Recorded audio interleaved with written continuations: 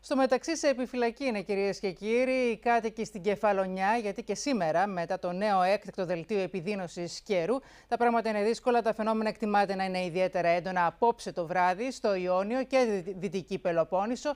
Ήδη στο νότιο τμήμα της Κεφαλονιάς, η χθεσινή νεροποντή προκάλεσε πολλά και σοβαρά προβλήματα. Διασχίζοντας τους πλημμυρισμένους δρόμους, οι κάτοικοι στα περατάτα Κεφαλονιάς προσπαθούν να διασώσουν ό,τι απέμεινε από τα υπάρχοντά τους. Πάμε να βγάλουμε ρούχα, ναι, γιατί φύγαμε χθες άρον-άρον. Δεν μπορείς να περπατήσεις στον δρόμο, δεν μπορείς να μπεις, δεν μπορείς να βγεις. Σπίτια, αυτοκίνητα, καλλιέργειες και δρόμοι έχουν καλυφθεί με νερό. Σοβαρά πλημμυρικά προβλήματα έχει προκαλέσει η έντονη κακοκαιρία στον κάμπο της Κεφαλονιάς, αφού το νερό κυριολεκτικά έχει σκεπάσει εκατοντάδες στρέμματα αγροτικών εκτάσεων, κυρίως εσπεριδοειδών και ελαιώνων. Το φαινόμενο είναι σε μια μικρή ύφεση. Περιμένουμε από το βράδυ κάποια έντονα καιρικά φαινόμενα και γι' αυτό είναι όλες οι υπηρεσίες του Δήμου και η πυροσβεστική υπηρεσία στον δρόμο. Σε άντληση υδάτων από σπίτια και αυλές προχωράει η πυροσβεστική στο νότιο τμήμα του νησιού, ενώ οι αρχές παραμένουν σε επιφυλακή, καθώς αναμένεται νέο κύμα κακοκαιρίας. Είμαι κάτοικος Περατάτων 54 χρόνια. Αυτή την κατάσταση δεν την έχω ξαναδεί.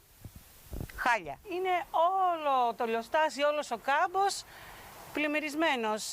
Η στάθμη του νερού όλο και ανεβαίνει. Από την ισχυρή βροχόπτωση και το χαλάζι που έπληξαν το νησί τα τελευταία 24 ώρα, δρόμοι μετατράπηκαν σε ορμητικά ποτάμια, καθώς υπολογίζεται ότι έπεσαν πάνω από 100 τόνοι νερού αναστρέμα. Λίγα ρούχα, μαζέψαμε, όλα τα υπόλοιπα έχουν καταστραφεί. Δεν μπορούμε πλέον να μπούμε μέσα, δεν ξέρουμε, δεν έχει μείνει τίποτα σίγουρα. Είχε έντονη βροχόπτωση.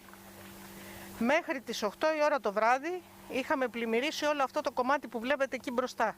Η αυλή, αλλά ήταν στους 50-55 πόντους. Η Περιφερειακή Ενότητα Κεφαληνίας βρίσκεται επίποδος με 12 μηχανήματα, τα οποία καθαρίζουν διάφορα σημεία του οδικού δικτύου. Έριχνε πάρα πολύ έντονο νερό και χαλάζει σε ορισμένες περιοχές. Με αποτέλεσμα, όπου υπήρχαν κάθετοι δρόμοι προς τους κεντρικούς δρόμους και χήμαροι, να κατεβάσει πολλά φερτά υλικά από το βουνό, από τον Ένο. Η έντονη βροχόπτωση προκάλεσε προβλήματα και στη Ζάκυνθο, με κατολιστήσεις να σημειώνονται κυρίως σε αγροτικούς δρόμους. Θα συνδεθούμε τώρα με την Κεφαλονιά και τον Παναγιώτη Φωτεινόπουλο για να δούμε πώς είναι η κατάσταση στο νησί, πότε αναμένονται οι νέες βροχοπτώσεις και κατά πόσο είναι έτοιμος ο κρατικός μηχανισμός, καθώς, Παναγιώτη, πριν από λίγο είχαμε και έκτακτη σύσκεψη των φορέων της περιοχής.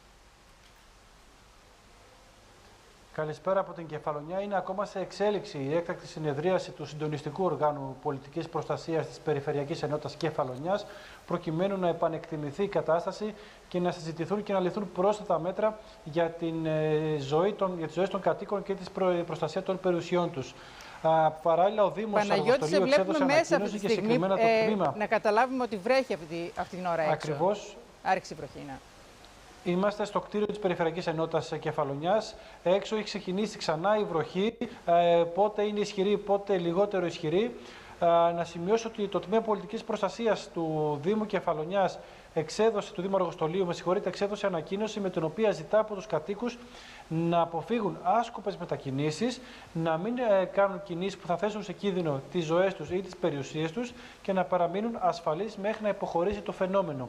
Νωρίτερα, στη διάρκεια της ημέρας, τόσο η πυροσβεστική όσο και η πολιτική προστασία των Δήμων και της Περιφέρειας, σε συνεργασία με εθελοντικές ομάδες, προχώρησαν σε αντλήσεις υδάτων σε πλημμυρισμένα χωριά στα περατάτα της Κεφαλονιάς, στο νότιο τμήμα, προκειμένου οι κάτοικοι να μπορέσουν να είναι ασφαλείς στα σπίτια τους.